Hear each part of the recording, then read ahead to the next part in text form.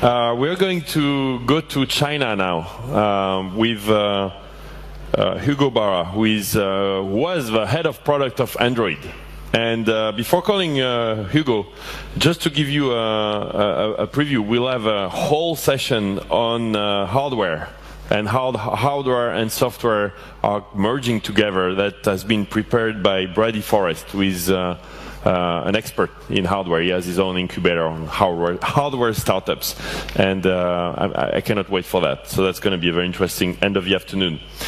So Hugo Barra has left, he was the head of Android at Google, to move to China. So we want to hear the story. That's the very first time he appears in public since he did that move. Hugo?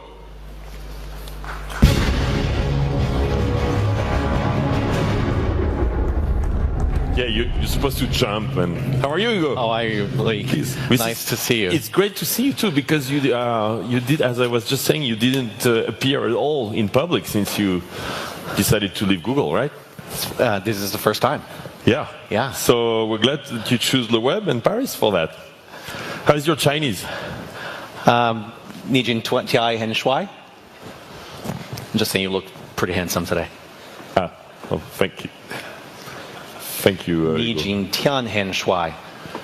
Should I repeat that? No.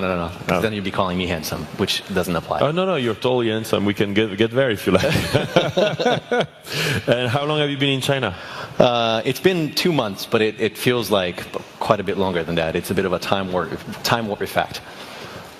It's and so that's a huge change, right? It's a massive change. I've been keeping a diary because China is completely insane. Literally, my mind is blown every single day, and there's so much new stuff and so many things that completely sort of change the way I see the world that I had to write it down. So actually, let's have a look. Yeah, I took some pieces out of my diary and I brought it over to you. Obviously, only the business aspects of it. Fantastic. And I wanted to tell you a little bit about how you see China. So I'm going to zoom through this. What was the picture before that? That was cool. It's already passed. You can come back. Oh. There, here you go. Sorry. All right. That's my new corporate shot. Like I said, China is an amazing place. It is a parallel universe of sorts, and as it comes to tech, I don't think that anyone sort of understands the magnitude of the Chinese phenomenon. So I'm going to try to paint it in a few slides for you. Please. And I'm going to focus on product for the most part. So to start, the Chinese are incredibly well educated. 8 million college grads every year, compared to 3 million in the US, which is obviously a big number. Disposable income has been growing like crazy in China. It's 3 times, it tripled over the last 8 years. The Chinese society is now a very sort of capitalistic consuming society, which has fueled a lot of the internet growth, particularly in e-commerce. A lot of people have become very, very rich in China. The official number is 122 billionaires, which I think vastly underestimates the reality because there's a lot of private companies. That of course is only behind the U.S., but a lot of wealth. You can see it in Paris. Like the tourists here are mostly Chinese. And the real estate market. The real estate market is getting taken over by a lot of Chinese buyers here in Paris. In fact, my Airbnb landlord is Chinese. In Paris? In Paris, yeah. So internet, 600 million users, which is 50% growth in the last 3 years. 600 million internet users. And then even more interestingly, almost 500 million smartphone users in China today, which doubled from 6 months ago. Right, so that's the kind of... That's 6 months, that's not 1 year, yeah, wow. Yeah, exactly. So, I mean, it's an insane number. And we'll see what the mobile internet is doing in China in a second. Insane appetite for IPOs. These are 4 of the recent tech IPOs in China. And you can see, I mean, the first day of trading is amazing. If you look at Tunar, for example, it almost doubled in market cap on the first day of trading. Tunar, by the way, is the first internet company in China to IPO. The first internet company founded by a non-Chinese founder that IPO'd in China. Fritz is the man, and he's incredible. Very successful story, and there's many of these. And Talking about product for a second. So this is the popularity chart on both Android and iOS. All 10 apps that you see here are Chinese. There's not one Western app. So it's a very sort of proprietary world, if you will. 5 of the 10 top apps are from Tencent, which is an amazing internet company that a lot of people out west haven't even heard about. They make Qzone, QQ, WeChat, and the numbers are completely staggering. If you look at Qzone, for example, 600 million monthly active users. Monthly active users. That's the Facebook of China. QQ, which is the most popular instant messaging service, 500 million monthly active users in China. WeChat has been around for a little over 2 years. I'll talk about it in a second. Over 200 million monthly actives as well. That total number includes global, but it's mostly China. And also UC Browser, which is a very popular mobile browser. So the scale is just redefined in China. The numbers are just huge. Taobao is probably my favorite thing in the world. Taobao is part of Alibaba. It's the largest e-commerce company in the world. It's more than twice Amazon and eBay combined. $160 billion in revenues last year, and 800 or so million product listings, which is many times what you can get on Amazon. And you can get absolutely everything on Taobao. I'm furnishing my apartment in Beijing, and there's no reason to buy stuff anywhere other than on Taobao, because you get everything. Highest quality, highest selection, best prices, and so on.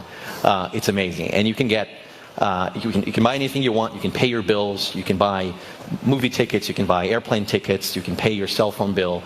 You can manage your personal finances, and the list goes on and on. It's a behemoth.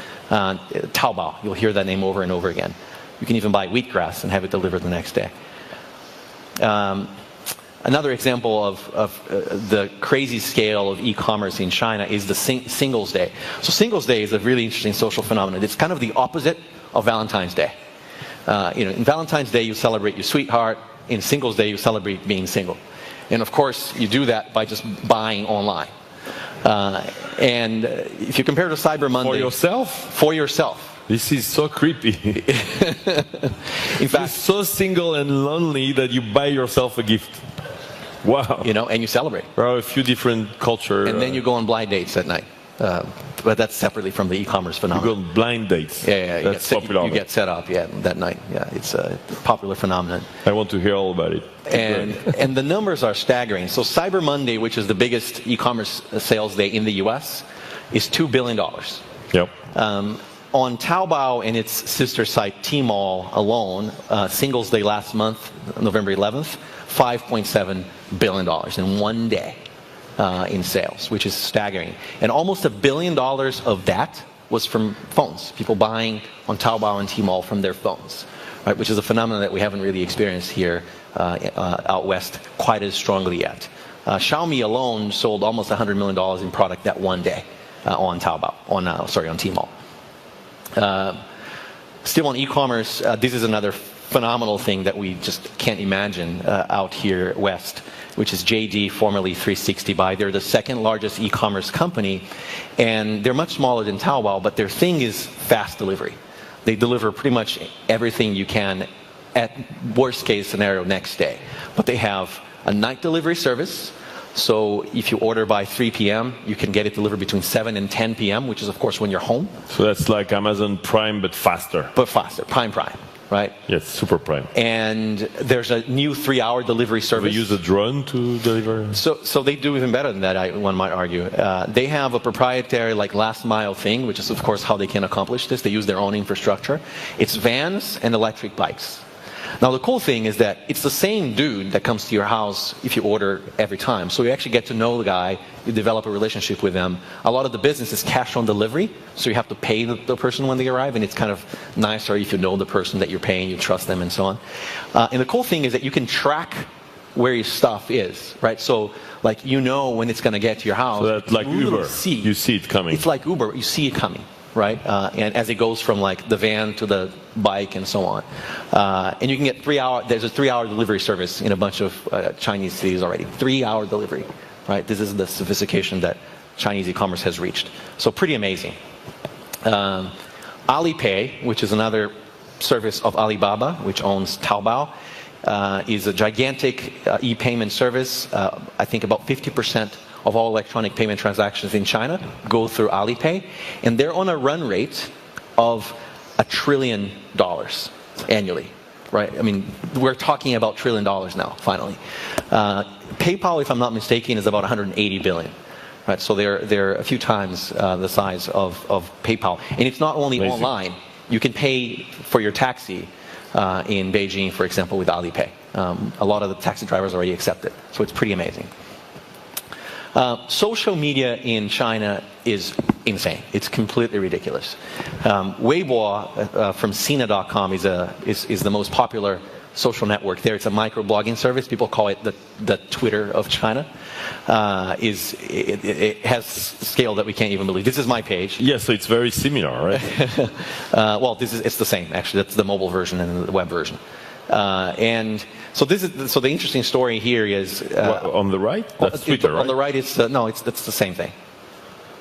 Oh, sorry. Oh, is that Twitter? Is that my Twitter page? That looks like your Twitter page. Yeah, that's my Twitter page. Sorry. So you wanted to compare, I guess. That's my Twitter page. But that looks very similar. So now here's the thing. It took me years to get my, I'm not like you, so I have like 6,500 Twitter followers, and I work for Google too, so. And I have, I accumulated, I think, 40,000 followers in Google Plus over many years. Been working very hard, posting almost every day, like Come on, yeah, really working hard. And 40,000 followers on Google Plus. On Sina Weibo, after 2 months, as a foreigner who posts almost always in English, I have 200,000 followers. Right? The scale. What do you do when they reply to you? Well, I ask for help. Sometimes they reply in English, so. You think you're going to be fluent in Chinese soon? I'm going to try. It's tough. It's tough. Yeah. Reading and writing is very, very hard. Must be but there's technology. So frustrating not to be able to interact like this. Like I don't even know how you do your shopping. Yeah, but I wrote an Android app that allows me to use a two-finger swipe from the top of my screen, and it layers over like a semi-transparent panel on top of my screen that translates everything using Google Translate, right? And so I can read anything, and it's not great, but at least I know the gist. Cool. So technology helps a lot. You seem very excited. WeChat. A lot of people have probably heard of WeChat as the WhatsApp of Asia, but it's actually a lot more than that. My entire social life in China revolves around WeChat. Literally every single person I know, everyone I've met in China is on WeChat. So I don't use email, I don't use phone, I don't use text messaging to communicate with anyone, only WeChat. It's actually pretty refreshing when your entire social life is on one platform. Why is it so successful? It's actually a really good product. It's incredibly complete. You can do messaging, you can do group messaging. It has an Instagram type feature called Moments, which everyone uses, so you don't really need to go anywhere else. Is there a Snapchat like? There's nothing Snapchat like, but it also has these channels that you can follow. So you can follow, a particular news service, a brand, a celebrity, kind of like Twitter. There's a game center in it. I've not played many of their games, but they're pretty cool. You can put your bank card and your Alipay credentials in it, so you can actually buy inside of WeChat. So there's a famous McDonald's channel that you can actually buy McDonald's credits on WeChat, and then you get a discount when you pay at the store when you buy food at the McDonald's. We ran an experiment 2 weeks ago. We sold 150,000 phones on WeChat in 10 minutes. This is the kind of scale that you get in China. So pretty amazing. There's some epic marketing campaigns on Weibo as well. So this one's kind of funny. What's happening here? So this one puts a condom around. Yeah, it was this torrential rain day in Beijing. It was horrible. All streets were inundated. So they did a marketing campaign where you actually buy a condom. I'm saying she, but there's a lot of hair, so I don't think it's a she. And it was a huge thing on Weibo. It was all over the place. What else? Didi is a great example of Chinese innovation. Didi is like one of the Uber types of China, but they've built it, keeping sort of the local needs. I had a really bad joke on the previous slide. I cannot do it. I was like, will I do this joke? No, I won't do this joke. No, sorry, keep going. One of the problems in China is that addresses, like the address system, is not very rational. It's relatively common in Asia. It's even worse in Japan. So it's not easy to say, driver, come to this address. You kind of have to explain how to get there. So with Didi, as the passenger, you'll record a short audio message where you explain how to get to you, to the driver. Of course, they'll see your PIN, but then they have to really get to you, and they'll use the audio message instructions. And then you use the audio message to leave a little offer for the driver as well. Like in peak hour, you offer them an extra 5 or 10 renminbi, on top of the taxi fare, so that they are a little bit more motivated to come get you. So it's kind of like a bidding system as well. And so it's the tip before they show up. Yeah. Yeah, but it's all, you tip first. Yeah, but it's all like informal. It's in the conversation, it's in the audio message, and so on. Wow. And almost every driver in Beijing has this app, and they actually run this app while you're in the taxi, even while you are being taken somewhere. So you keep hearing people like speaking when you are in the taxi. They actually most of the drivers bought smartphones so they could have this app. Really amazing.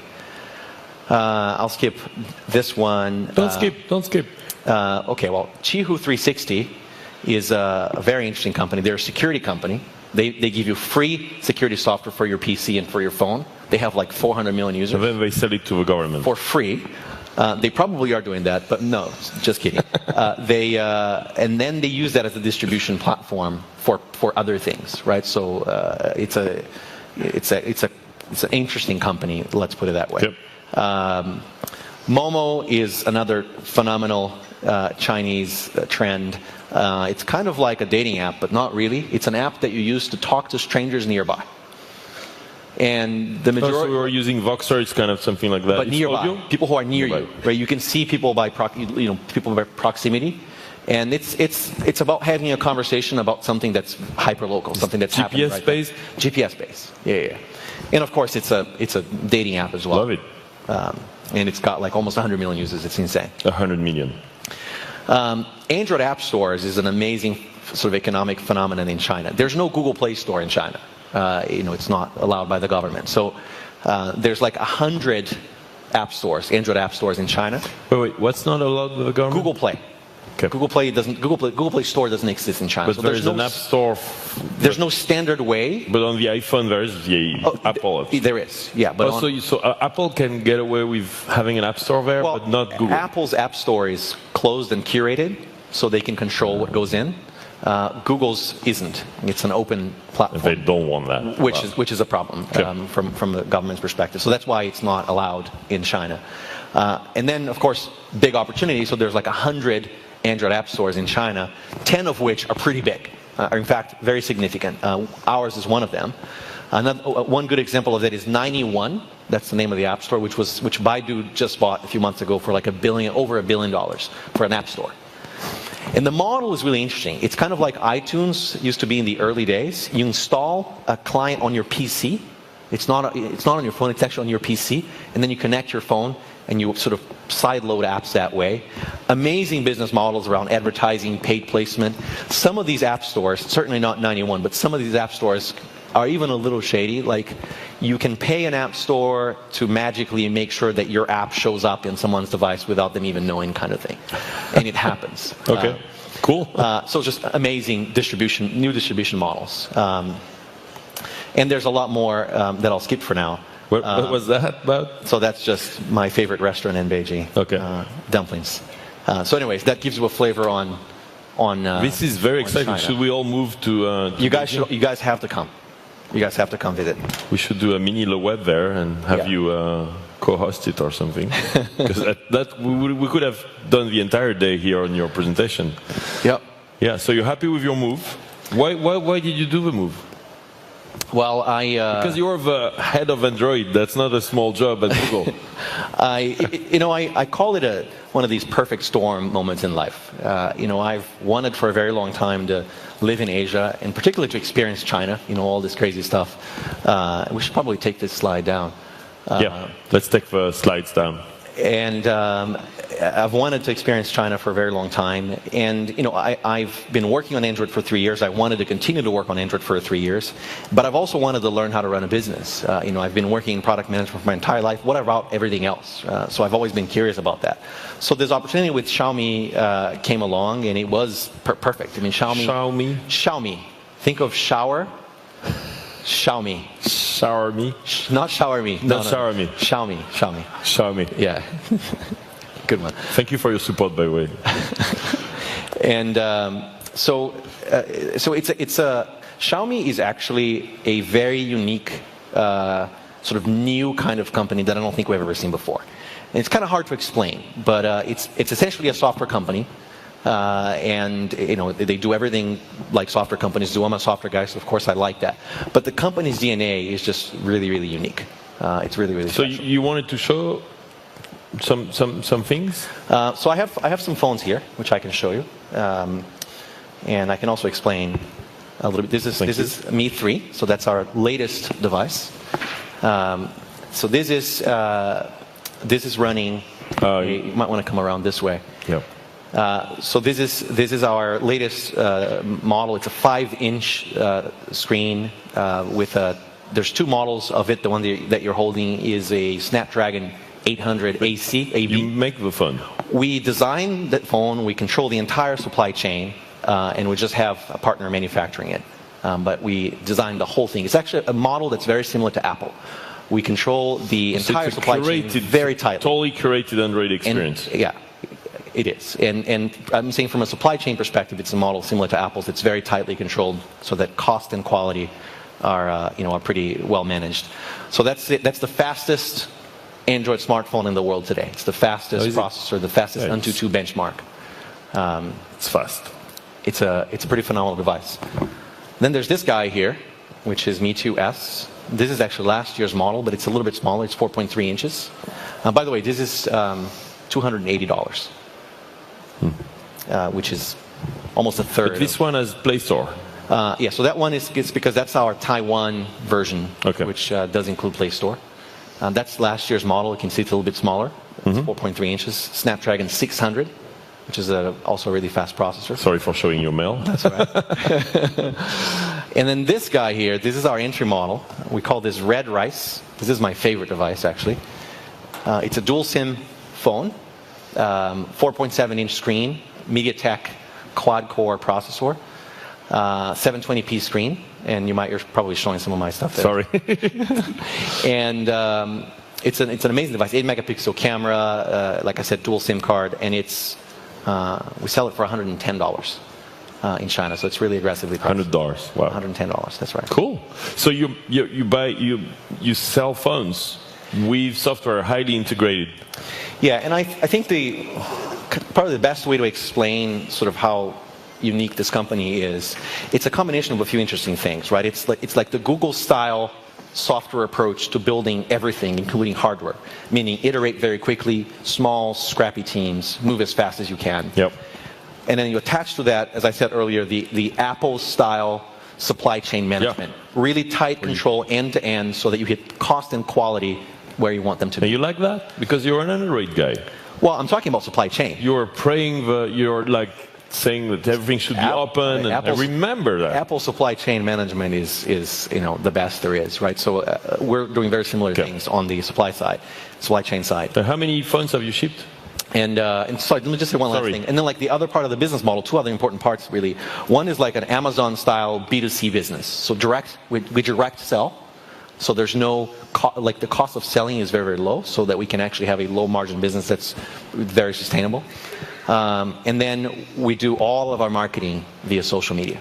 All of it. Really? So there's no marketing cost. So you'd better speak Chinese to make your decisions. That's right. Soon, yeah. We sold 7 million smartphones last year. We're on track to selling between 18 and 19 this year, and the number is not higher only because we can't make more of them than how many we've made.